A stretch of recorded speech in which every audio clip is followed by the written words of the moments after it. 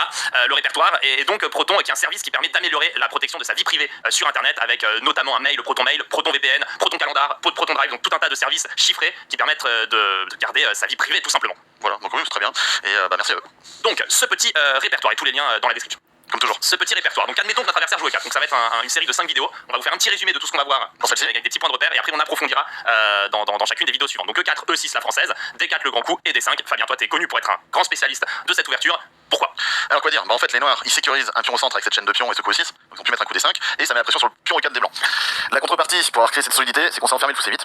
Et c'est notre mauvais fou. Et donc dans cette série de vidéos, on va essayer de jouer justement pour donner de l'air à ce fou, plus que pour presser le centre blanc dans un premier temps, donc un répertoire stratégique. Et ça c'est sympa parce qu'on comprend vraiment l'enjeu stratégique de l'ouverture assez facilement, donc c'est facile de maîtriser les enjeux. Voilà, et de savoir quoi faire sans apprendre une tonne de théorie. Donc sur D5, évidemment on attaque le pion en E4, les blancs ont le choix entre 4 grands coups, soit ils le défendent avec un cavalier, soit ils bougent le pion. Donc en le bougeant ils l'avancent ou ils l'échangent.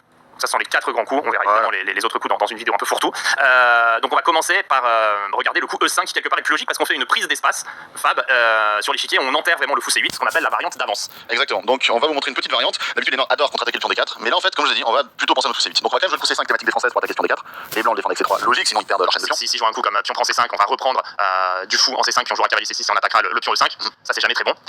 Du coup normalement il joue C3 pour consolider. Voilà, et là en fait on va vouloir jouer un plan avec B6 x 6 pour échanger les pièces blanches. Alors faut juste faire gaffe à un truc, si vous le faites trop vite, vous perdez dame à 4 échecs qui va arriver et vous allez perdre une pièce.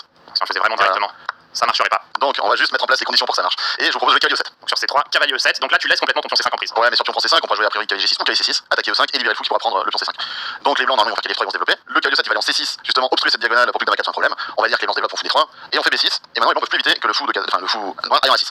La peuvent éviter de tenter dame E2, mais c'est jamais un problème parce qu'on fait A5, on amène une pièce en plus la tour vide pour défendre cette case A6 et on pourra mettre le fou dessus. Et après un coup comme petit roc, et bon on fait x6 et après fou prend cavalier prend, on échange notre mauvais fou et donc on a une structure de pion sur case blanche, les cavaliers, le fou de case noire, donc tout marche bien. On va finir le développement et commencer notre jeu initiative à l'Elden. Donc fou E7 petit roc, après dans cette variante on peut même jouer avec C4. Voilà, on peut essayer de faire B5 B4, peut-être que C6 pas très bien on repassera, mais tous ces détails là on va les voir beaucoup plus en détail dans chaque vidéo dédiée à chaque ligne, donc là pour la d'avance. Et il y a jamais de problème sur le roc parce qu'il y a plus le fou de case blanche, il y a moins de problème sur le roc parce qu'il y a plus le fou de case blanche qui est la pièce maîtresse de l'attaque des blancs, donc le roi est bien en sécurité. Donc ça on approfondira, mais déjà la variante d'avance on a vu le cœur de l'idée. Donc on va revenir à la position après D5. Donc on s'en prend au pion E4, on va admettre que les blancs décident d'échanger. Pion prend D5, pion prend D5 qu'on appelle la variante d'échange, et là on voit qu'on a automatiquement résolu le problème du fou C8 et qu'on a une position symétrique. On est vraiment assez content après quelques coups d'être symétrique comme ça. Ouais, bah en général c'est pas la variante la plus dangereuse pour les noirs. Après bien sûr ça semble être pour les blancs, c'est une position symétrique où ils vont être en avance puisque bah oui, ils commencent à jouer. Mais en général c'est pas la plus problématique théoriquement parlant, et sur des coups de développement normaux comme cavalier F3, bah nous on va couper les blancs. Cavalier F6, qu'on veut se mettre le fou en D6, on va roquer. Et ensuite si nous le fait on va faire fou G4, on fait fou G5, on fait pareil. Le cavalier B8 venir en D7 supporter le cavalier F6, on va se débarrasser de ce clouage en C6 dame C7 et bien sûr n'oublie pas la colonne ouverte qu'on veut utiliser avec tour F8 ou tour A8 une fois qu'on a fait tout ça. Et voilà, après j'ai envie de dire que le mur gagne, c'est une position qui est assez égale. Ouais, et généralement il y a beaucoup de pièces lourdes qui s'échangent sur la colonne E et des petites nulles. Ouais, non bien sûr, c'est pas le choix très courageux de la part des blancs, mais c'est pas mauvais non plus, c'est qu'on est proposé en temps facile, c'est pour ne pas se prendre la tête et jouer des coups. Après si on veut essayer de mettre un peu plus à mal les noirs, bah normalement plutôt en avance, ou ce qu'on va voir maintenant sur D5, donc la position ici, cavalier C3 ou cavalier D2, coup de développement qui vient protéger le pion 4. Et donc nous on va se simplifier la vie sur ces deux coups, on va pas s'embêter à jouer du cavalier F6, du fou B4 et tout ce genre de gaieté, je sais pas, j'ai un mot qui m'est pas venu.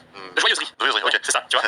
On va prendre le 4. Et donc du coup ça va transposer le cavalier sur C3 ou en D2, dans tous les cas il va reprendre le pion. On a la même position, donc c'est très cool de commencer une ouverture en simplifiant la vie, qui veut pas dire plus tard on peut étayer tout ça et jouer d'autres lignes, mais on va faire cet échange et donc on voit que le fou C8 il peut respirer si on arrive à le mettre sur la diagonale A8 H1 la grande diagonale. Alors ça va pas être le but immédiat, on va quand même se développer et on va faire cavalier D7 pour préparer cavalier F6. Alors important cavalier D7 parce que si on mettait tout de suite le cavalier en F6 on se ferait attirer la dame et elle serait pas très bien placée. Elle peut être attrapée si vous voulez voir, on montre une petite variante, on va mettre jouer prise dame prend, cavalier F3, disons qu'on fasse je sais pas fou 7 ou un coup, les blancs font fou D3, petit roc et fou D5. Et puis il y a plus de dame.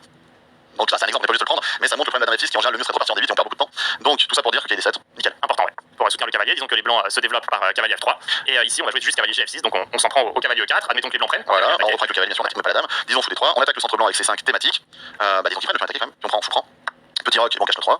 Donc ça c'était la priorité numéro 1, c'était fin de développement de cacher roi. Maintenant on va faire ça, on va penser au fou C8 et sur un coup disons fou G5 logique de développement et on pense au fou, on va le mettre sur la grande diagonale après B6. On va mettre le fou en B7, si jamais on est très embêté par ce clouage à un moment donné on pourra toujours revenir avec le fou en E7 pour couvrir, on a une position une nouvelle fois très solide, sans faiblesse. Aucune faiblesse et avec un potentiel à long terme parce qu'on a ce 4 contre 3 les rois. Si à un moment on peut mettre en avant les pions, ça peut même être très sympa côté noir. Ouais, même si les blancs semblent avoir une petite avance de développement ici, le truc c'est que c'est pas facile d'utiliser parce que tu sais pas quoi attaquer, donc vos adversaires peuvent vraiment se casser les dents. C'est facile quoi, fou B7 pour C8, fou E7, dame C7 pour D8 par exemple, hein.